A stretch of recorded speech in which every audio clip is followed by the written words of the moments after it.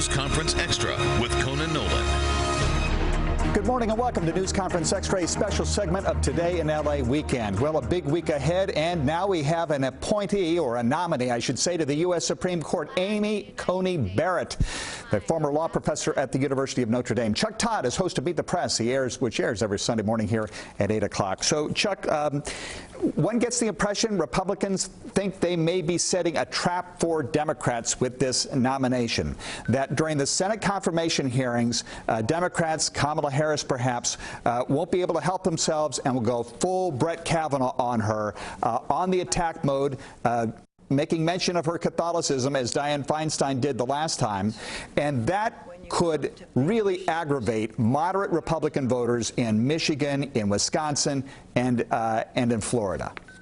Yeah, Conan, I think I think you nailed this on the head. I look at the Supreme Court confirmation hearing this way. If it's about the process or the nominee themselves, advantage Republicans.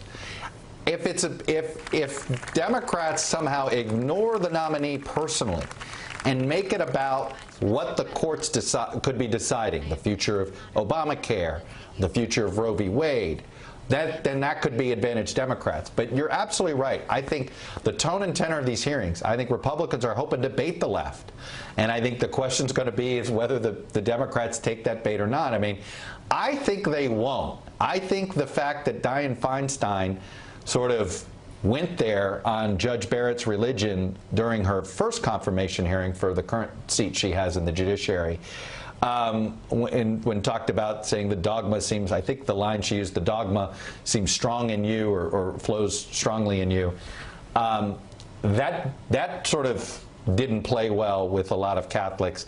And I think that will serve as a warning to other Democrats. So I personally believe they'll show some discipline, that they'll realize that they can't afford to get sidetracked here on this one, that they sort of need to focus on what the bigger picture, and in this case, issues are the bigger picture than the individual. Speaking of Dianne Feinstein, she's the ranking Democrat on the Senate Judiciary Committee. She will be navigating the Democratic response. Politico had a piece this week saying that there's some Democrats, not for attribution, but some Democrats have suggested at 87, she's lost a few miles off the fastball, and they're concerned of her ability to do this appropriately and could actually damage the party's chances in some Senate races. Have you heard anything like that? Yes, Conan.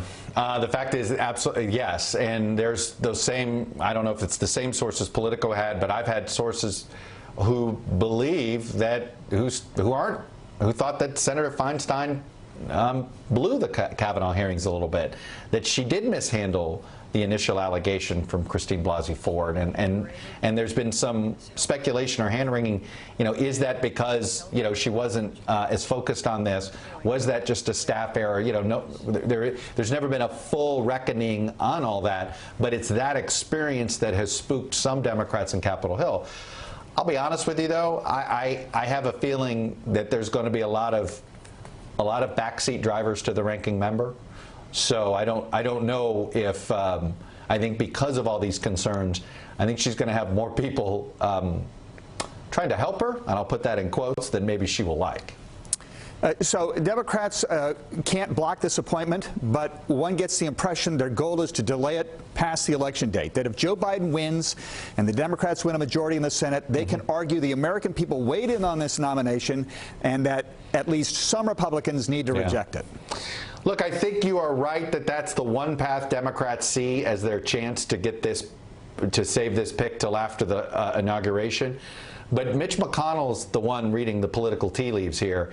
I think he's pushing this forward before the election, and I think it's because he fears that he couldn't get this nominee confirmed if Trump loses, and he doesn't want to entertain something he doesn't see.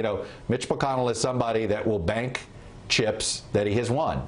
And I think in this case, he thinks do it before the election while he has all the power.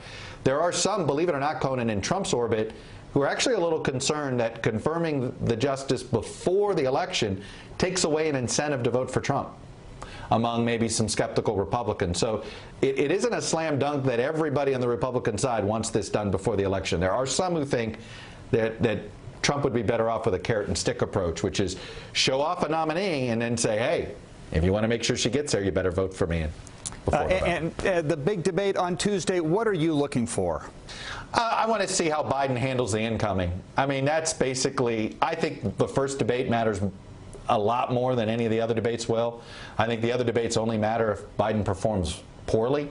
But if Biden performs well in this first debate, it could make the other debates less meaningful. But to me, it's all about how does he handle the incoming. Donald Trump's always on offense. He doesn't necessarily take criticism. He'll just try to bounce it back. Does Biden have a Reagan-like line in him? There you go again, that is able to brush this stuff off without getting into the rabbit hole? That's one of the curiosities I have coming into this first debate. And some say it's not only the first debate, it's like the first 45 minutes of the first debate that's the most important of the entire series.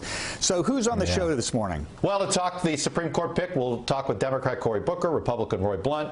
And then we're going to talk about those president's comments about peaceful, the not necessarily committing to a peaceful transfer of power, which has rattled some folks at the Pentagon. We're going to talk to the president's former national security advisor, a retired three-star general, H.R. McMaster.